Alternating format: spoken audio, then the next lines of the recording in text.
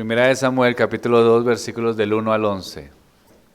El tema será un corazón agradecido ora. Un corazón agradecido ora. A veces nosotros siempre nos preguntamos por qué se dificulta la vida de oración. Digámoslo así, como que no es fácil entrar en oración constantemente en la presencia del Señor. Entonces las personas siempre están preguntando, bueno, yo quisiera como tener una mejor vida de oración, pero cuando intento, la oración a veces es una oración fría, una oración como sin mayor trascendencia, y empiezan a pensar cómo hacer para tener una vida de oración mucho más efectiva y mucho más, digámoslo así, piadosa. Ahora, este pasaje nos muestra en las Escrituras, nos hace ver una vida de oración que parte de un corazón que tiene o que está agradecido. Es decir, ¿qué hacemos nosotros al reconocer que hemos recibido tanta misericordia de Dios? Tenemos nosotros en nuestra mente esa idea clara de que Dios ha sido misericordioso y bondadoso con nosotros. Es decir, cuando nuestra oración es fría y no es constante, quiere decir que nosotros tampoco tenemos en claro lo que Dios ha hecho por nosotros. Es el punto. Cuando nosotros reconocemos lo que Dios ha hecho, entonces, ¿qué despierta en nuestro corazón? Agradecimiento. Aquí hay un caso de Ana. Ella, descubrimos que ella responde a Dios con inmensa gratitud. Para recordar un poco la historia, ella no podía tener hijos, ora al Señor y pues, ¿quién nace? Samuel, ¿cierto? Entonces, esta oración, digámoslo así, es una oración que hace una mujer que tiene un corazón profundamente agradecido, la que vemos en Primera de Samuel, capítulo 2, versículos del 1 al 11. Vamos a ver Lucas, capítulo 17, versículo 17. Lucas, capítulo 17, versículo 17. Dice el Señor entonces, respondiendo Jesús dijo, ¿no son 10 los que fueron limpiados? ¿Y los 9 dónde están? Entonces, Dios sanó 10 leprosos, y uno de ellos, de los 10, solo uno, viendo que había sido sanado, volvió glorificando a Dios y a gran voz, y se postró en rostro en tierra a sus pies, dándole gracias, y este era samaritano. Y Jesús hace la pregunta, ¿cuántos eran pues los que habían sido sanados? ¿No son 10 los que fueron limpiados? ¿Y dónde están los 9 restantes? ¿Cuál es el punto aquí? Que de 10, solo uno agradeció al Señor. Los otros 10 les parecería seguramente muy común haber sido limpiados y no recordaron lo que significaba vivir en esa condición de leprosos y se centraron tal vez en lo que ya no tenían, es decir, en que ya estaban sanos. Este que regresa dice, viendo que había sido sanado, dice el versículo 15, entonces glorificó al Señor a gran voz y se postró en tierra y dando gracias. Este era un samaritano, es decir, ni siquiera era judío, pero entendía lo que estaba sucediendo en su vida, en su cuerpo, es decir, Dios lo había sanado y se devuelve y empieza a glorificar al Señor. Entendía, comprendía de qué era lo que Dios había hecho en su vida. ¿Qué pasó con los otros 9? Tal vez de una manera exterior comprendieron lo que es estar viviendo en esa enfermedad y que ya no la tenían, pero de una forma interior, es decir, reconociendo que Dios es tan poderoso y que pudo haberlo sanado, vino con un corazón totalmente agradecido. Queridos hermanos, esa es una situación real que nosotros vivimos. A veces somos desagradecidos con Dios. ¿Por qué las depresiones? ¿Por qué las personas viven amargadas y desconsoladas? ¿No han notado? Que tienen todas las circunstancias, pero viven desconsoladas, viven amargados, no se sienten bien consigo mismo, no se sienten bien con su físico, no se sienten bien con su dinero, no se sienten bien con su profesión. ¿Por qué? Porque hay un corazón amargado ahí que no tiene agradecimiento. Y así mismo es en la oración. Cuando venimos a Dios en oración, nos arrodillamos y tratamos de hacerlo como si fuera una regla religiosa y empezamos a decir, Señor, gracias por esto, gracias lo otro, pero empezamos a sentir que no es necesario y empezamos a sentir una oración fría. ¿Por qué? Porque nos pasa lo que los 9 leprosos. No vemos la magnitud del asunto. Cuando la oración se vuelve una oración con calidad, una oración con un sentimiento de agradecimiento, cuando nos damos cuenta lo que Dios realmente hizo.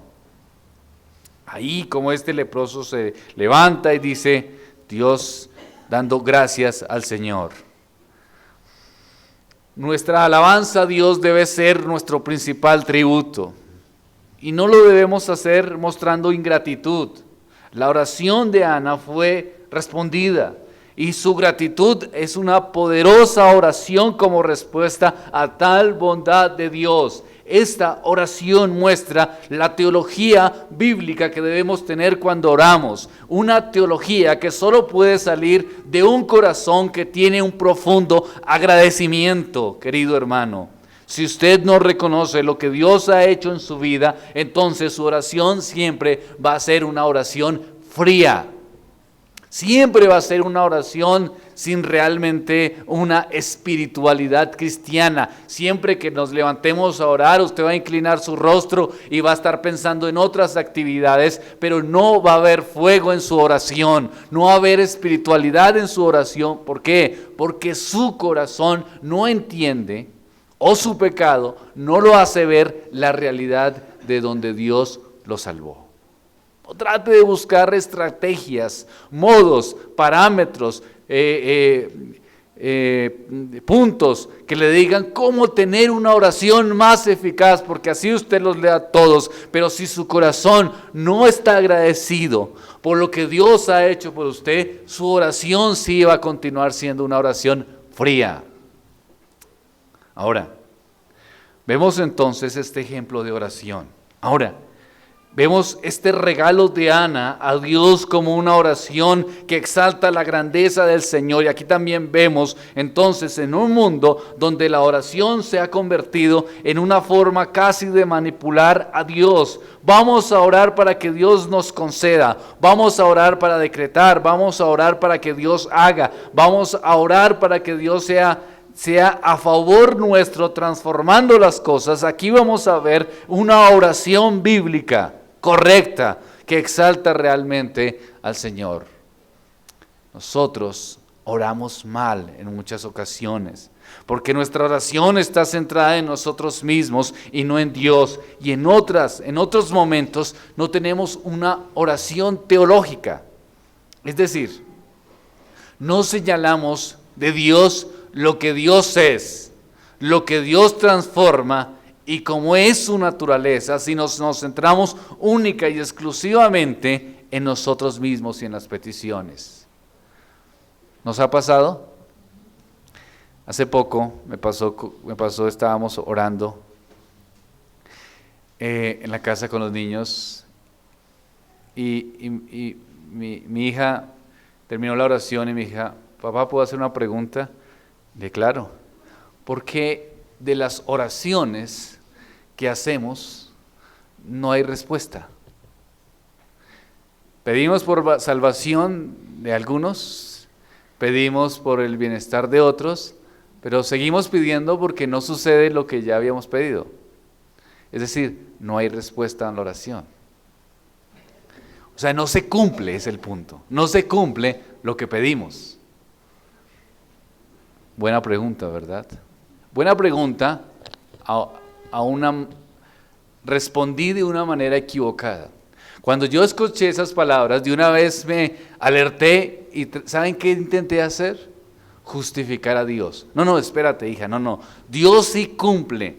Dios sí hace las cosas. Mira, si piensas bien, nosotros, esta persona ya por lo menos ha venido a la iglesia o tal cosa, entonces tratando de justificar a Dios en la oración, es decir, tratando de que mi hija no tuviera un pensamiento de Dios minimizado, sino que tuviera un pensamiento de Dios grande. Entonces la forma era tratando de ayudar a Dios para que ella viera que finalmente sí se están cumpliendo las cosas que oramos cuando las oramos al Señor.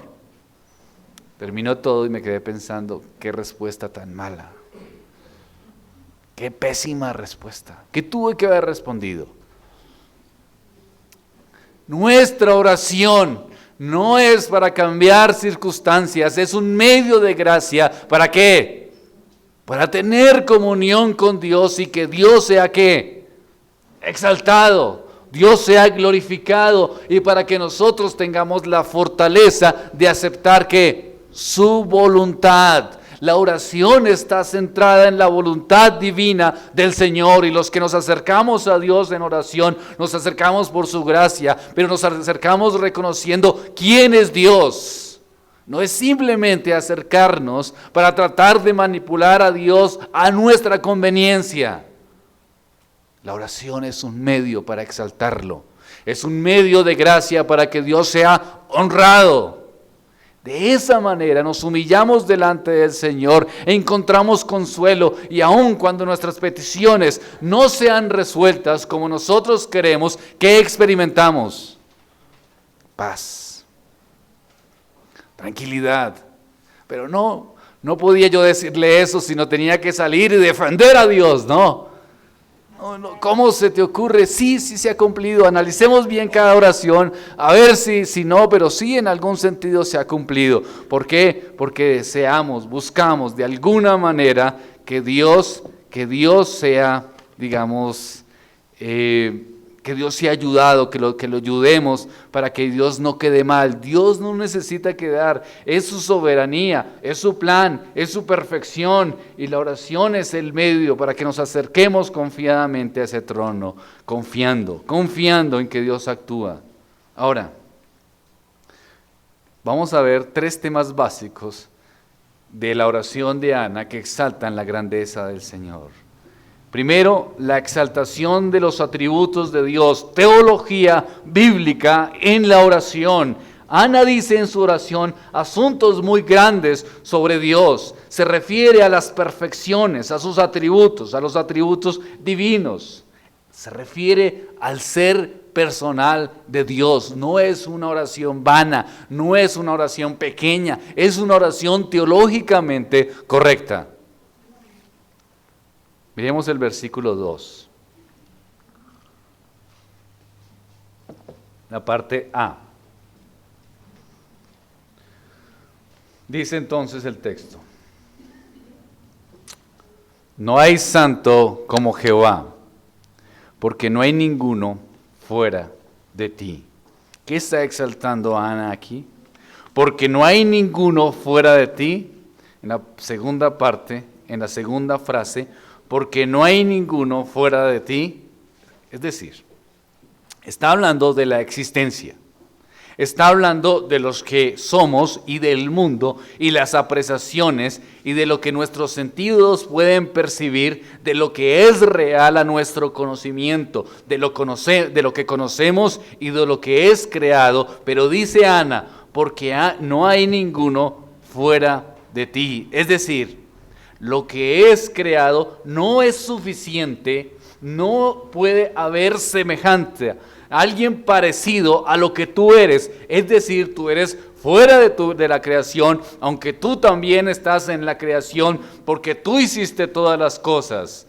Está hablando Ana, o está exaltando la soberanía de Dios. No hay ninguno fuera de ti. Solamente en ti está la esperanza, solamente tú tienes el control. Todo lo que existe, todo lo que somos está en ti mismo, Señor. Dios es absolutamente soberano.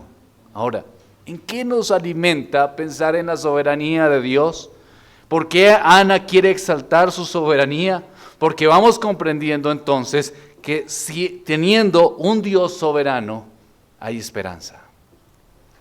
El lunes tuve la oportunidad de asistir a una celebración que hizo el Ministerio del Interior sobre el Día de la Reforma, e invitaron a un par de teólogos. Uno de ellos habló de Calvino y la exégesis o la interpretación bíblica.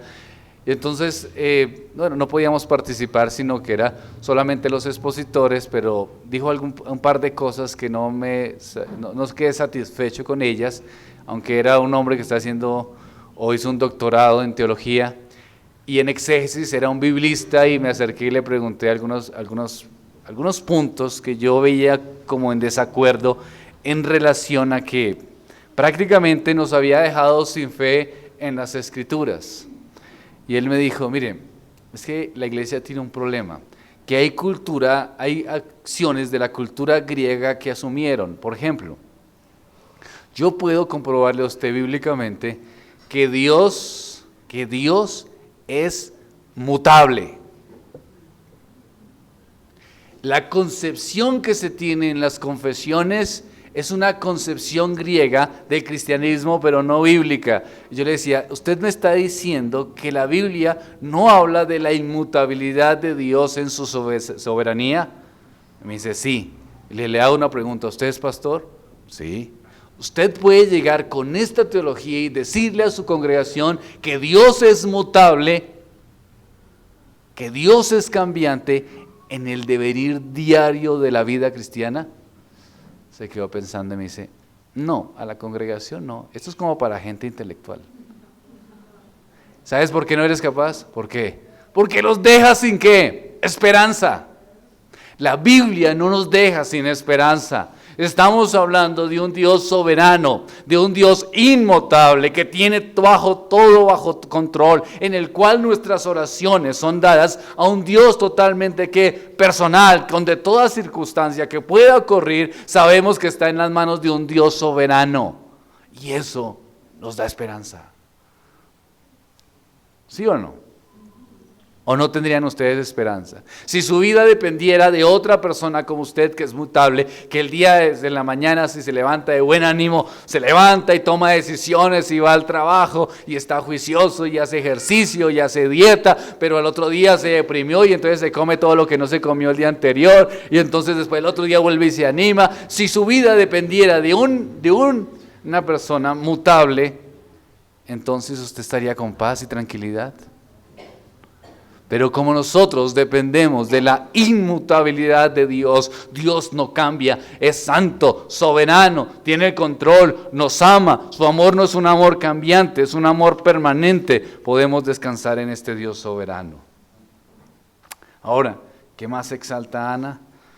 La pureza o santidad de Dios. Ahí lo vemos en el versículo 2. No hay santo como Jehová, tú eres santo. ¿Qué significa entonces? Que el mundo, por la consecuencia de la caída, se filtra el pecado. El mundo en que vivimos es un mundo absurdo. Usted lo ve todos los días cuando sale a la calle, cuando escucha conversaciones, cuando prende las noticias, cuando escucha una y otra cosa en relación al pecado. El pecado es la constancia de todos los días en la vida diaria nuestra. Ahora usted mira hacia sí mismo y aunque es creyente, todavía se da cuenta que hay cosas que hace que son incorrectas. De hecho, usted puede apreciar el pecado desde usted mismo y es tolerante con él.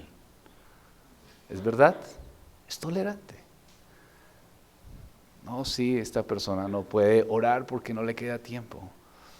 Sí, yo entiendo eso. No, está en depresión, está bien que se emborrache porque si está en depresión. Tenemos cierta tolerancia con el pecado. ¿Por qué? Porque también somos pecadores y a medida que nos acercamos a Cristo, nuestra tolerancia va siendo disminuida. Es decir, empezamos a tener más comprensión de lo que es bueno. Pero en el caso de Dios, Él es la pureza y es santo y no tiene nada que ver con el pecado. Es decir, el pecado no lo ha contaminado, el pecado no le ha afectado. Él es tan santo que por eso vino la condenación a todos los hombres, y Él es tan santo que por eso el mundo caído en la miseria, o Dios lo dejó caído, o quedó separado por su ira justa. Eso es santidad de Dios. La santidad de Dios nos lleva a comprender que el hombre pecador está fuera de su gracia y está la ira de Dios sobre él. También la santidad de Dios nos enseña o nos lleva a comprender lo que es su justicia en Cristo Jesús. Y nosotros nos acercamos al Señor, pero no por nuestros propios medios, sino a través de ¿quién? De Cristo. Pero su Cristo y su ¿qué? Su obra propiciatoria en la cruz del Calvario, es decir, su justicia. La ira de Dios fue entonces en la cruz del Calvario. ¿Por qué? ¿Por qué todo esto? ¿Por qué la ira de Dios? ¿Por qué la ira de Dios contra el pecado? ¿Por qué el Señor Jesucristo tuvo que venir? ¿Por qué en la cruz del Calvario Cristo asumió totalmente el abandono y la ira de Dios totalmente sobre su cuerpo, sobre su ser mismo? ¿Por qué? Porque Dios es absolutamente santo.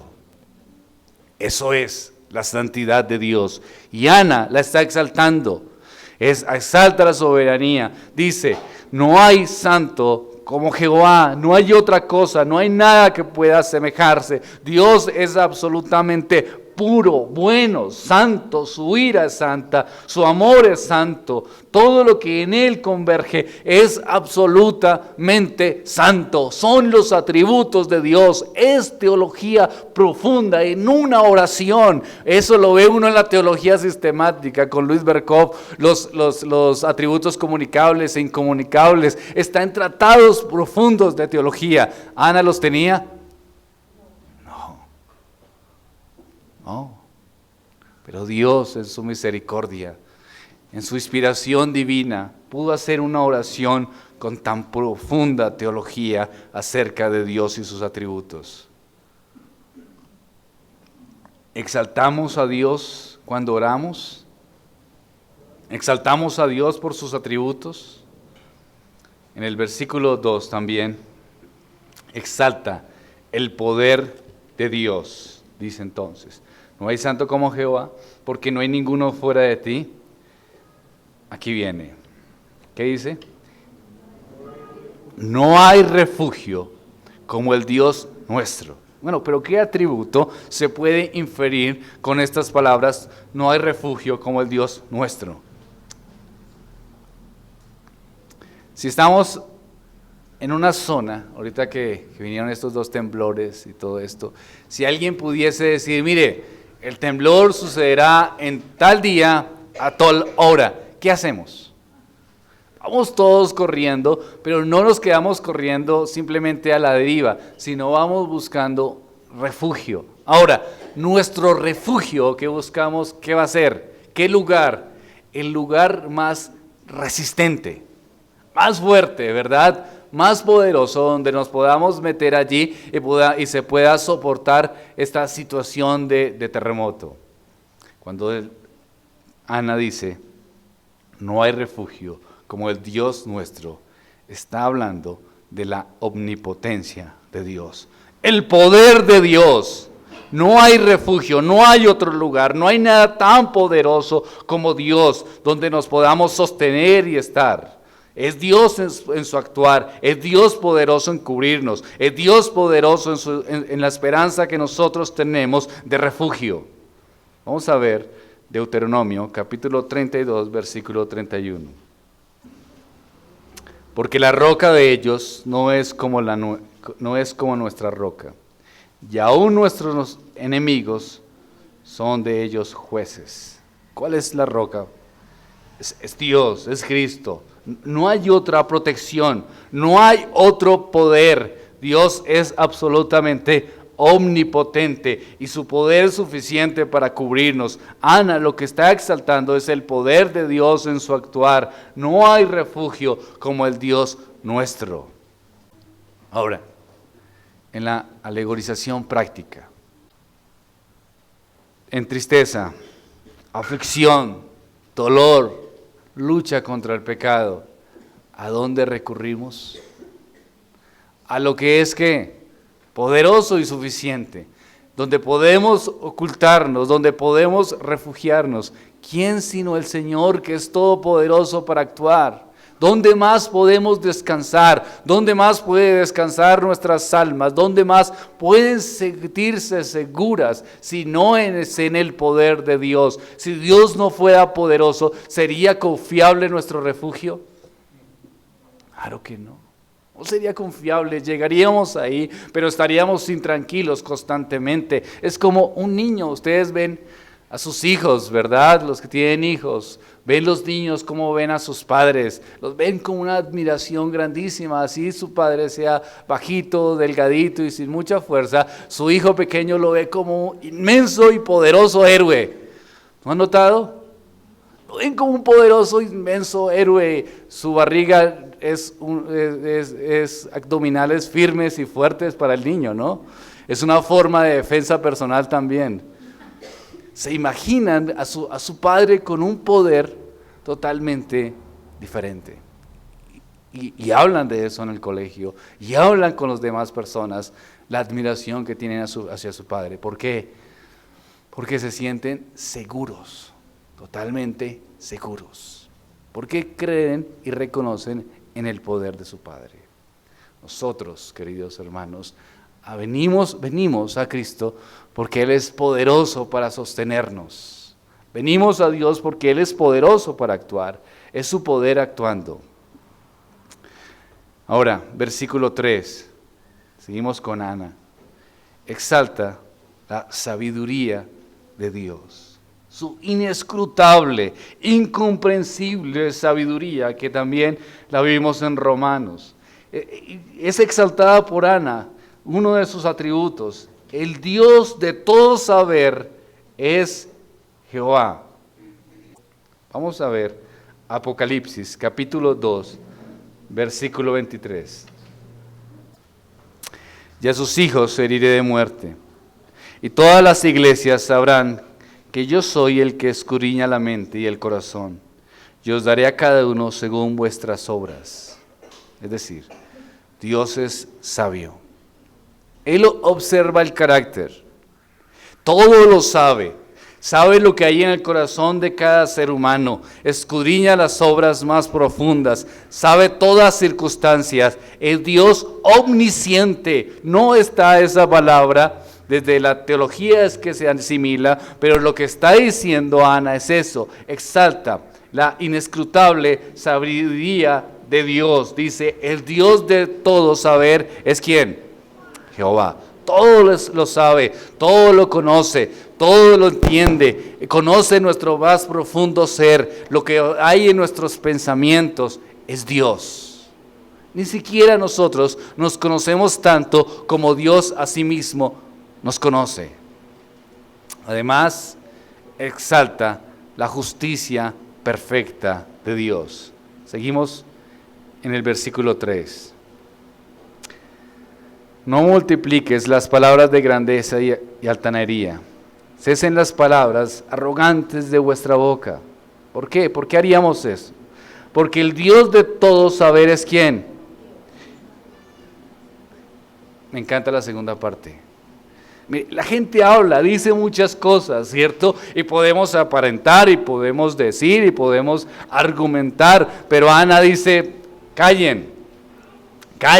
¿Por qué debemos callar? Porque Dios es el de todo saber, es decir, todo conocimiento es de Dios. Entonces, pero Ana, ¿qué tiene que ver eso? Si todo el conocimiento es de Dios, ¿qué pasa? Pues que Dios es el que pesa las acciones, es decir, Dios en su conocimiento es el que da un juicio que correcto de las cosas.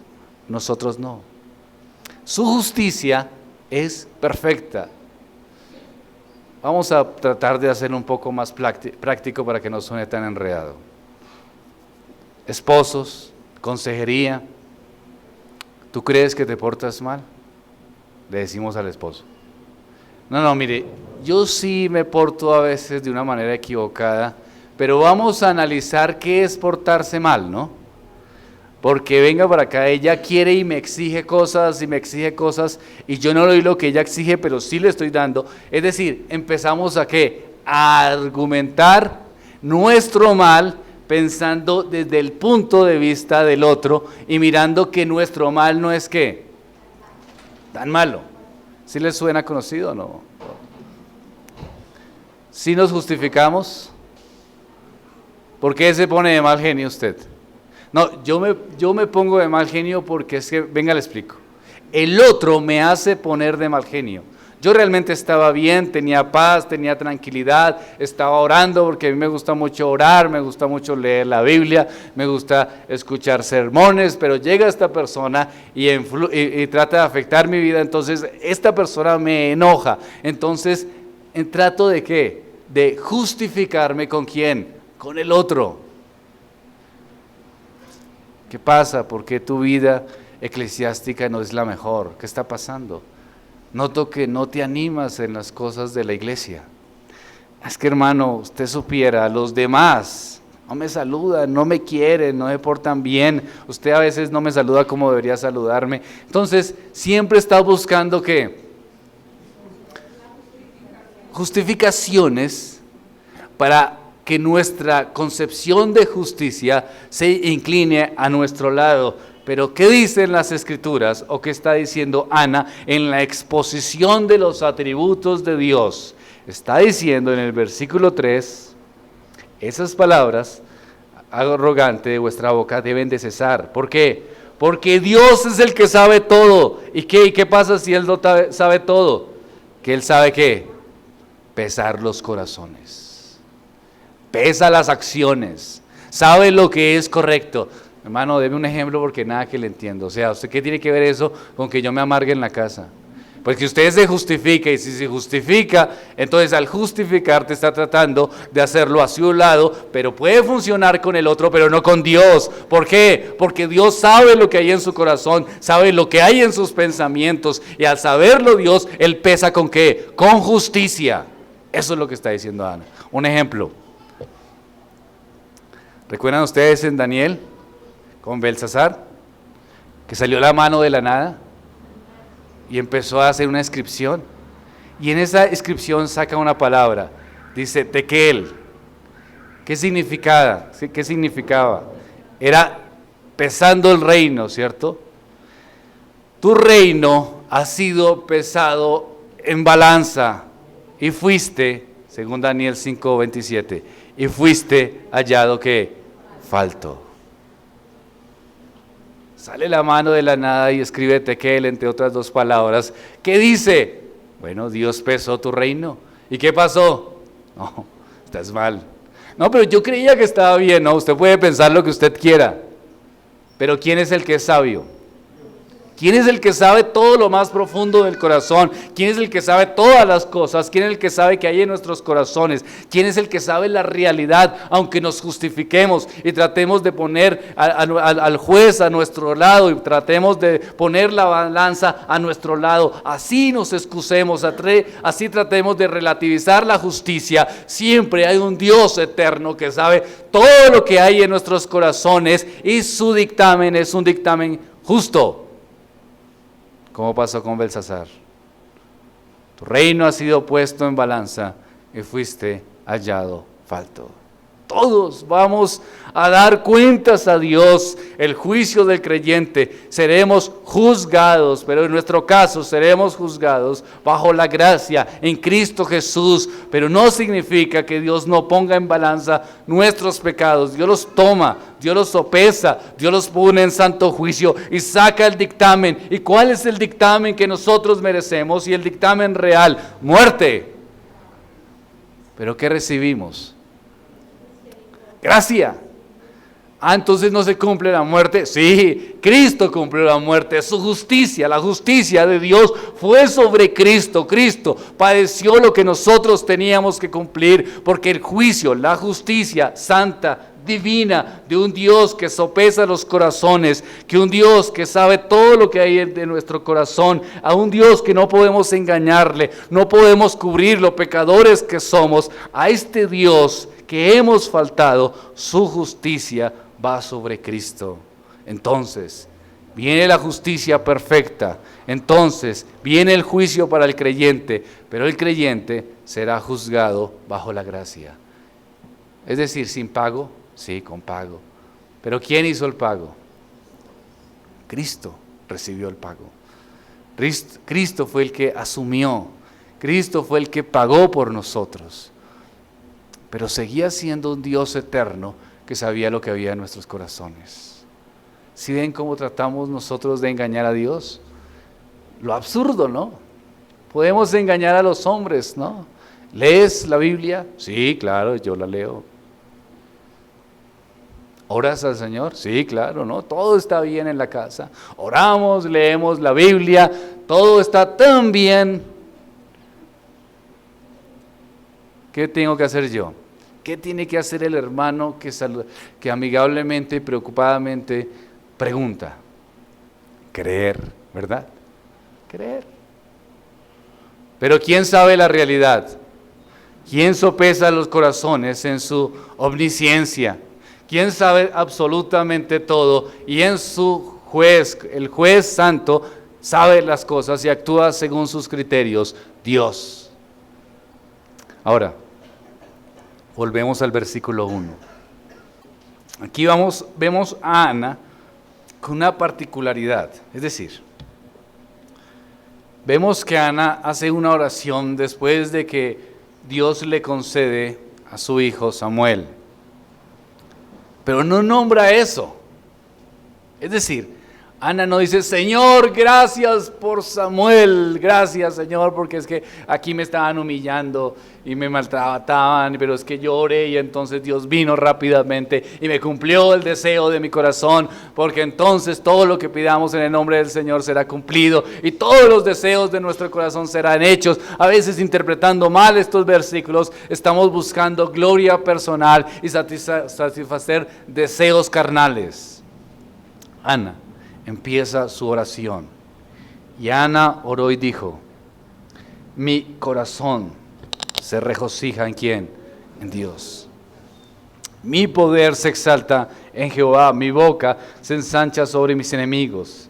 Por cuanto, ahí está el motivo de su oración. Ahí está el motivo de su alegría. No es Samuel, pero debería serlo, ¿no? Pero no lo es, porque esta es una oración bíblica, no es una oración como las que muchos de nosotros hacemos, totalmente centrada en nuestros propios deseos. Aquí hay un agradecimiento profundo, ya sé porque por fin consiguió esposo o esposa, no, ya sé porque por fin se ganó el dinero, el trabajo tan anhelado que tanto necesitaba, ¿no?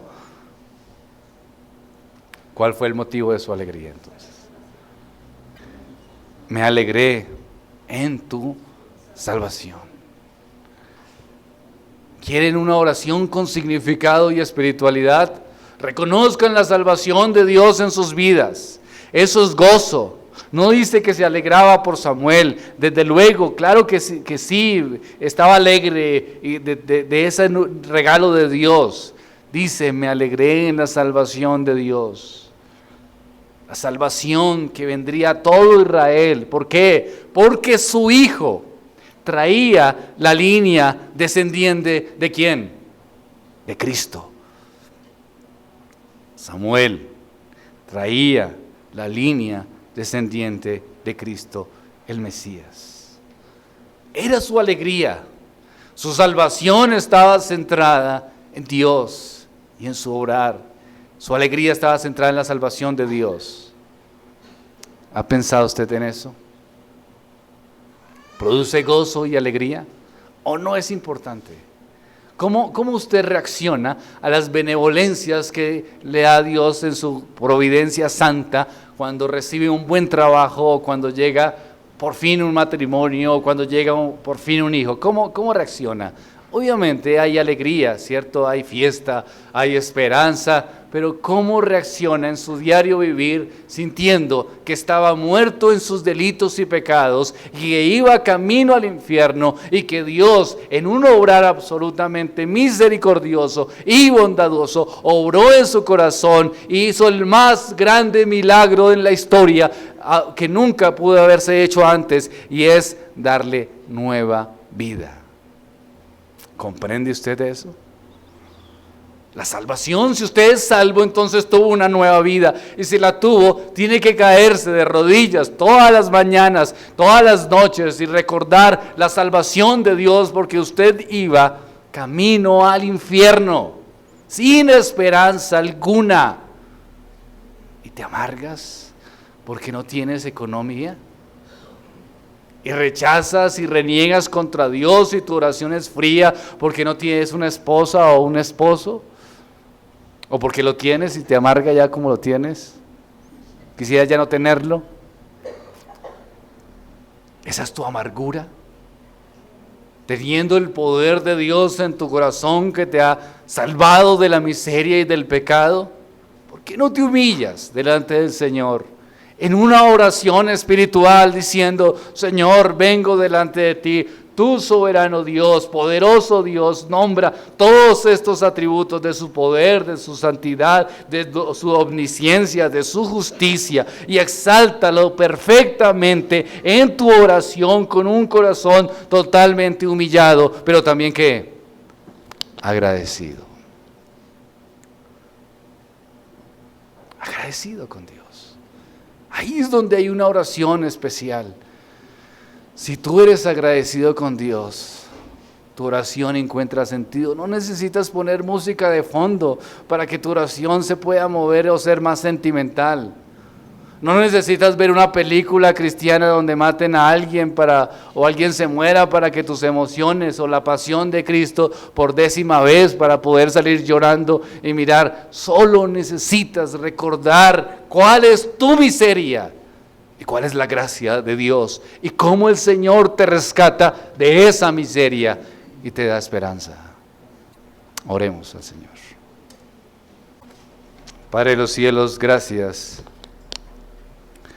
porque vamos viendo cómo es una oración bíblica. Gracias por esa oración de Ana, que exaltaba todos tus atributos. Señor, gracias, porque vamos viendo cómo nuestra oración tiene que encontrar sentido en ti, pero también cómo nuestro corazón tiene que motivarse a agradecer.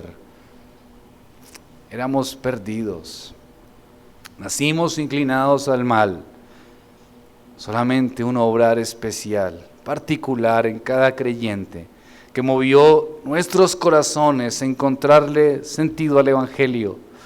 Moviste por tu Espíritu Santo nuestros corazones y los cambiaste, Señor, e hiciste o provocaste regeneración por tu Espíritu Santo. Ahora anhelamos, deseamos lo tuyo, Señor, y ya salimos del fango, como más adelante Ana lo expresa. Gracias, Señor, gracias, gracias. Que nuestro corazón sea constantemente agradecido. Sí, claro, podemos tener peticiones, pero orando siempre para que nuestras peticiones sean de un corazón que quiere glorificarte y exaltarte. En el nombre de Cristo, amén.